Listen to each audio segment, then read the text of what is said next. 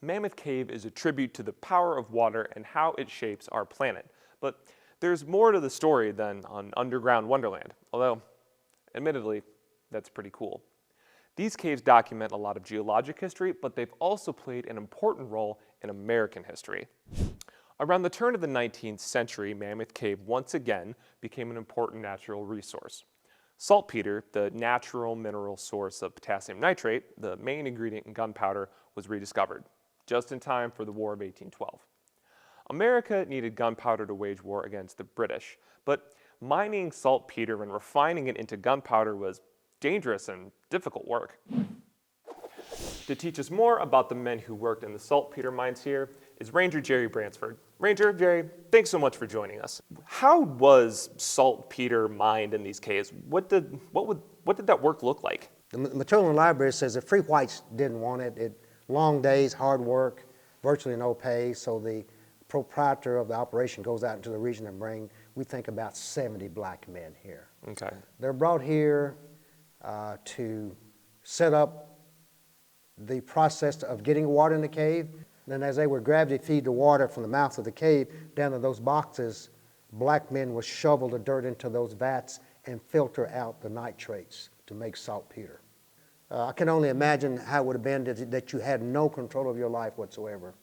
12, 16-hour days, old master might give you a Saturday evening off or whatever, working in a cold, dusty cave. These men had emotions. Some of them might have had wives because they were brought in here from around the region. So I'm going to guess some of these fellows would have had wives and girlfriends.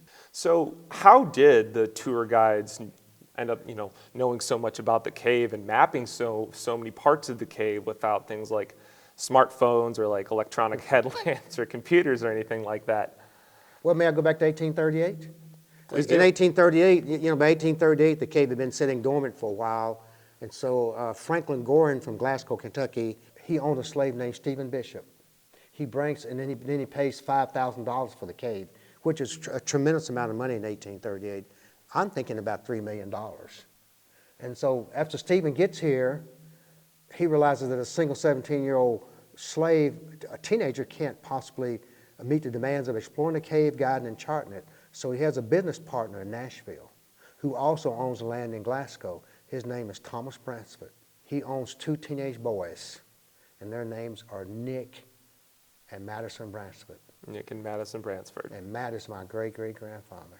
So you are the direct descendants of some of the first enslaved men who were I'm a direct descendant. So material says he brings them up to Mammoth Cave to explore the cave. It seemed like they were natural in this deep, dark, kind of frightening cave. They were willing to go out and explore. We can find Matt's name 7 miles from here. But by 1841, Matt had met a slave girl from Brownsville at the old colored church. Her name was Parthena. Isn't that a lovely name? That was a beautiful name. That's a beautiful name. And so some say they fell in love at first sight. Do you believe in love at first sight? I do. So they saw each other at a church picnic and they fell in love. So she asked her owner, and he asked his owner if they could get married. So the 2 owners made an agreement that they could get married. But remember, if children come to this union, the owner of the mother has the right to sell these children if he chooses to. We found in a memoir in the Tennessee State Library that Matt says, "Oh, these children me and my wife got, they look like little grasshoppers out in the yard. Oh, they beautiful children." But he didn't know that next year, old master was going to knock on the door. He says, "Matt, I'm going to sell 3 of those children you got." Old folks told me, he said, "No, please don't sell my children. Sir, don't sell my children. Would you take me and leave my children?" He said, "No, Matt, you're too valuable. We can't let you go, but I'm going to take those children." So his wife comes out. She says, "Sir, kindly would you take me and leave my children here with my husband?" He says, you get back to that cabin, I'll whip you again, girl." And when they sold that last girl, she's just 12 years old, they tied her behind a rod and she led away from Mammoth Cave. My wife went run down that road, and old master says, "You get back, you know what'll happen to you." He said 2 years have gone by since they sold that last girl, and every day my wife looks down that road thinking those children are going to come back. He says, "I don't think they'll ever be back to Mammoth Cave." Henry, my great-grandfather, is the only one of 4 children that was left to him. Oh, wow. Yeah. And after the Civil War, 2 of the girls did come back. Oh, wow. Yeah. One of the girls was 14 with the baby. So, like a lot of Americans, when I'm in a busy train station or at an airport, I wonder if I've passed someone today that's kin to me that I could never know about. Yeah. Yeah.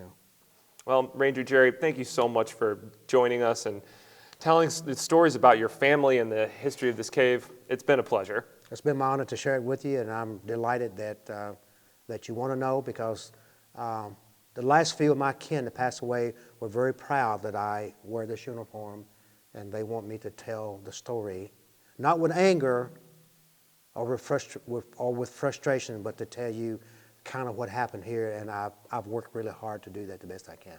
Well, you did a great job. Thanks again, Jerry. Thank you. Okay.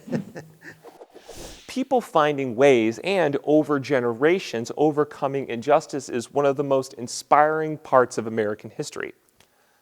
What about where you live? The National Park Service's National Register of Historic Places allows you to search for historic buildings and parks by location.